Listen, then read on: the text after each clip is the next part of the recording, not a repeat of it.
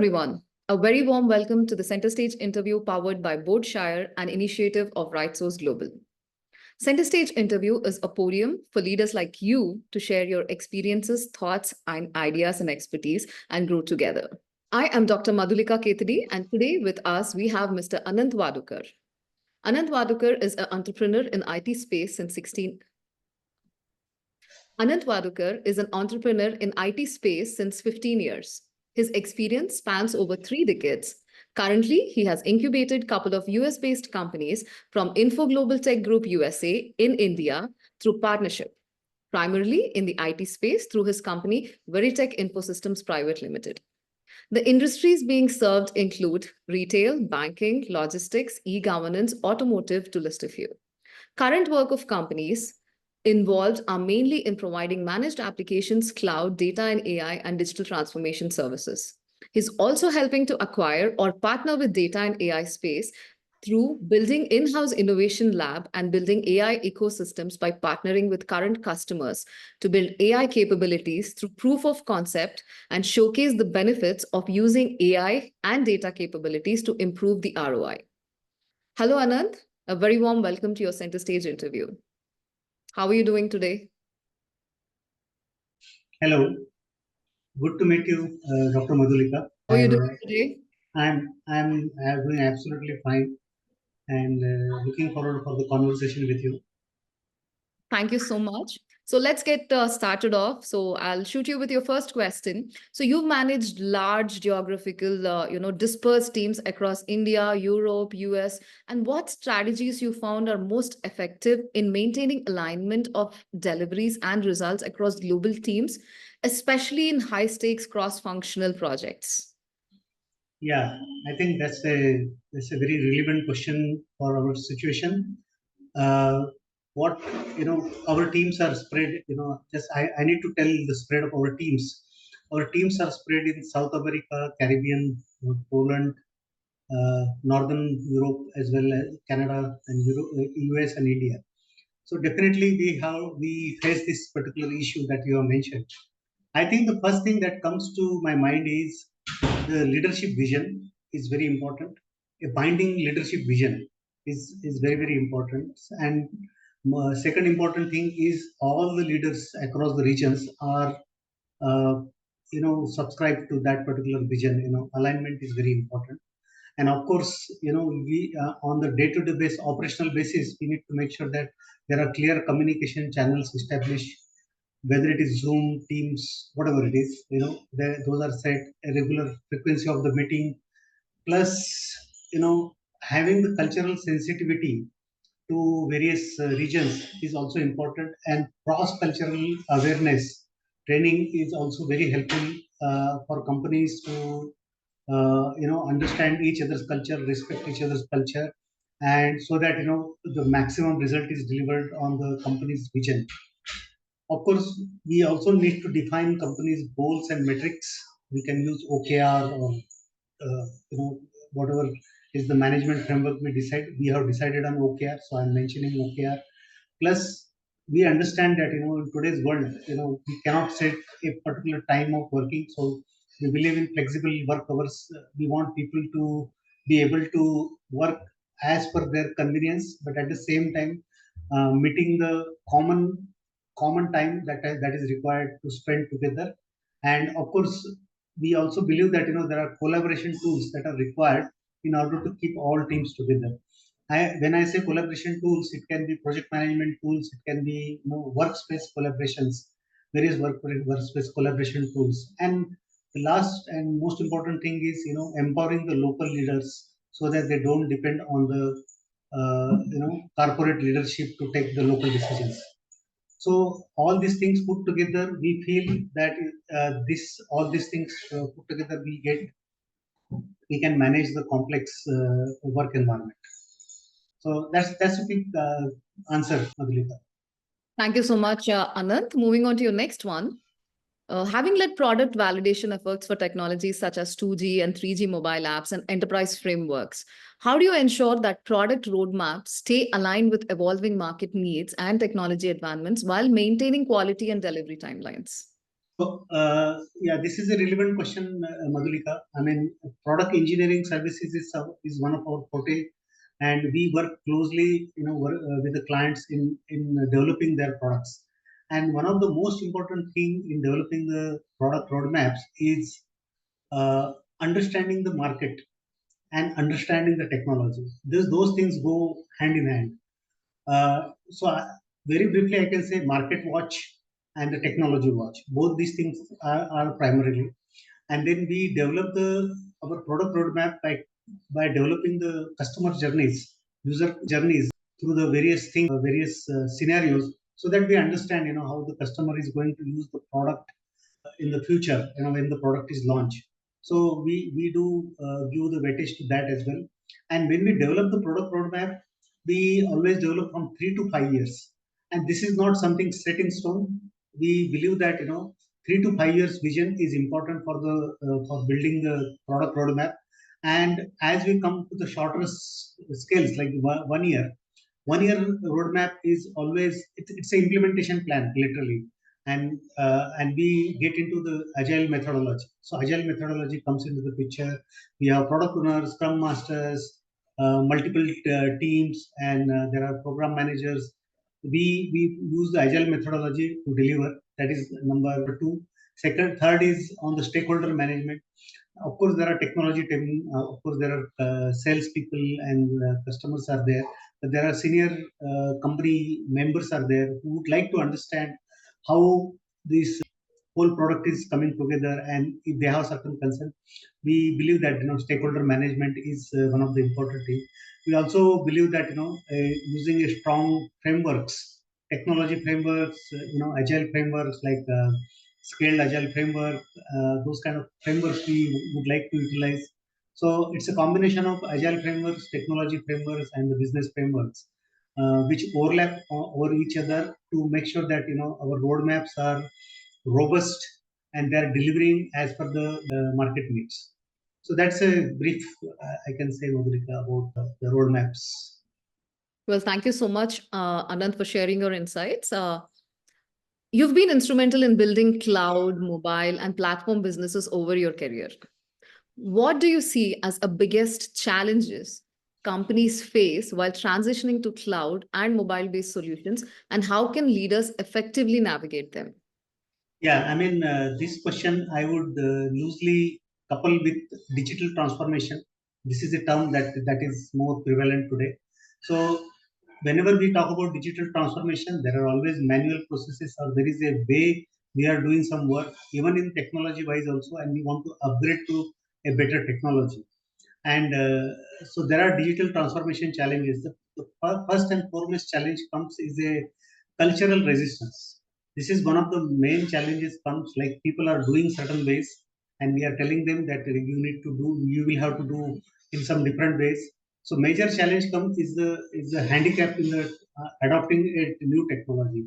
And most of the decision makers on the working level, they would say that no, we don't require this technology, probably we are better off with whatever we are doing, things like that. So that is a clearly a cultural resistance and non adaptability for the newer technology. That number one challenge.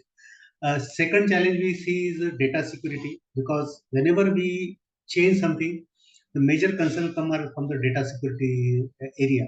People say, what will happen if my data get exposed to the newer environment? So I think in today's environment, cyber security has become very important. So we do consider that. And of course, we will always have certain legacy systems around. And we want to make sure that the legacy integration is smooth, and we do recommend a transition plan from legacy system to a newer system, which includes cloud, mobile, enterprise, other softwares that put whole thing together. So we started with cloud and mobile, but we are seeing that there are a lot of other integration that we need to think when we are doing the integrations. And of course, while we do so, the most important is the validation of whatever we are doing. Are we doing better or not? Have we added a value or not? And without introducing newer problems in the system. So quality assurance, cybersecurity, all those things, also becomes very important while considering any transformations. So that's my brief answer, Dr. Madhulika. Thank you, Anant. So moving on to your next one, this is on sustainability. I think lately a lot of businesses, boards have been building strategies, around sustainability. So as businesses increasingly embrace environmental, social aspects of governance, ESG criteria, how can leaders balance profitability with genuine commitment to sustainable and ethical practices? What strategies have you seen work best for embedding sustainability into core values of a technology-driven organization? Yeah, I think we all know that ESG has become very important aspect, and most it has come as a surprise for many companies, because most of the companies which are innovating, they have not factored the environment, social and governance aspects into their product development. Now this is a backfitting for certain companies, but nevertheless, I think the whole world is in the flux and trying to understand how they can comply with the ESG. There are various levels in my mind for the ESG. One level is just compliance. Government says, or there is a compliance requirement, therefore you do it. More of a philanthropic activity. Yeah, we need to be be aware of the environment and we should do something. Second is adding value and willingly doing the transformation internally with the ESG. And third thing is not only doing the ESG, but transforming the entire product line and the services line, so that the company is seen as a less polluting and socially friendly, and it is managed very well. So any company, whichever level any particular company is there, if they want to start their journey on the ESG path, first thing and foremost thing they will have to do is to define their ESG goals. What are the ESG goals they need to say? And then they will have to integrate ESG goals with the business strategy. That is a number two item that they will have to do. And when we do that, you will come across the stakeholders, different types of stakeholders that are there. So you have to engage all the stakeholders, get the commitment on the ESG plans that are being prepared. And while doing so, if you are able to utilize the technology, leverage the technology, then the results can become very automated. You will be able to record everything that you are doing on the ESG. Your report, the data collection and the reports. You can use all the technology that is available.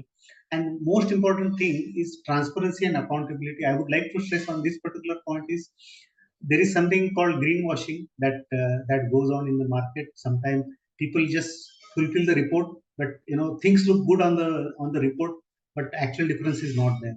So I would stress more on the transparency and accountability whenever some companies go for a ESG plan, and of course go for an innovative and sustainable product. This is very important, and whether it is a product or services, every company should look at, is my product going to be sustainable in the next generation?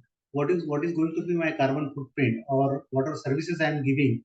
Whether I am building my own services, or I am using the vendors services in order to build my solution. What is going to be my carbon emissions? What is going to be the impact on the social side? All these factors should be considered while building the ESG solution.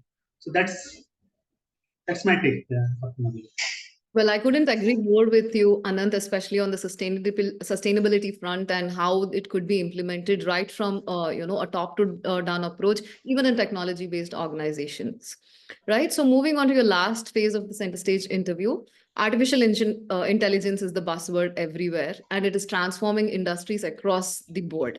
Right. So how do you see AI reshaping the technology landscape in the next 5 years? And what advice would you give to organizations looking to integrate AI into their business strategies effectively? Yeah, I mean, this is one particular problem we are facing across various customers. I must say that, my particular experience is most of our customers' board members are not aware of how the artificial intelligence is going to add a value to them. That is number one.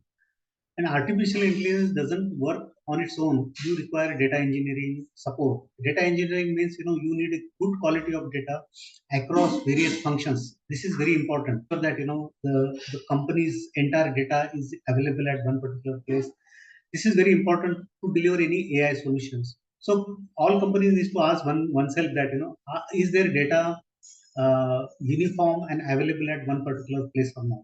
If not, they should embark on a journey of a data engineering, and then only they should talk about AI. AI is not a wand, I would say, that it will solve the problems for people, but definitely it has got a lot of promise. And if companies do it rightly, uh, they can do a lot of automation using the artificial intelligence technology. It really has a lot of potential. People can embrace a lot of automation, a lot of personalization experience and customer experiences can be improved. You can reduce the staff that is required in order to do the work, and your decision making can become data driven. You are looking at a data, you are building your insights, and then you are actually able to decide how what your decisions would look like. With the predictive analytics, one can easily do that. And if you are embarking on building new products, AI first product, and I would like to say that we connected with your last question, whether when you build your product, is it AI first and environment first? Both the factors should be embraced together. It is for the product building service, product services, product building or a service building. In both cases, this should be considered. And then this is for the service. This is one angle, and the second angle is people who are already having a lot of products in the market. They are taking the opportunity to upgrade their products, that making them AI enabled. So all of a sudden the complex product is talking to the user through the chatbots, and a lot of information is becoming available at the fingertips. And this is some change that is coming up. The changes are coming in multiple direction. In next 5 years, I am seeing that the retail industry is going to be completely transformed. The medical industry is also going to be transformed. A lot of information is becoming available, and it can be acted upon. Using IoT, digital manufacturing also is coming in. So I'm seeing that across boards, all the industries are going to embrace AI, and our services can become more efficient, provided we are also taking care of the environment. It is not sufficient to build efficient product, but damaging to the environment. So this is my last take actually on this particular topic, Dr. Madhulika. Thank you so much, Anant, for sharing your valuable insights, your experiences on multiple topics here today. So before we actually call it off, I would like you to share how was your experience in getting yourself certified as an independent director through Boardshire and RSG? First thing and foremost thing I must say is the staff, the whoever I have interacted, they have all been very very positive and very helping in nature. It's very clear that we are running companies, we are doing certain work, we are working with customers, but the thought that I can share some of my knowledge with other companies, and how do I do it. And when I started interacting with the RSG group, I, it has been a pleasant experience. The sessions were very practical. The knowledge, the information, the flexibility.